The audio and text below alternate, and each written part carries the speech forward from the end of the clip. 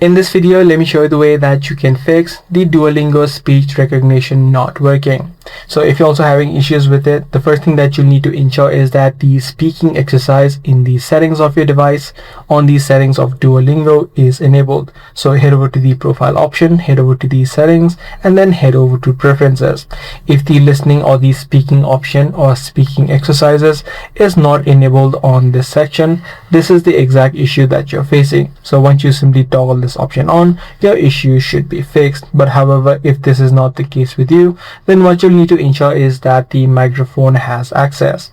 So to ensure that, you can simply tap and hold the app of Duolingo, head over to the eye icon. Once you're inside of the settings section, head over to permissions and make sure that the permission option is set to allow. By following both of these steps, you should be able to fix the Duolingo speech recognition.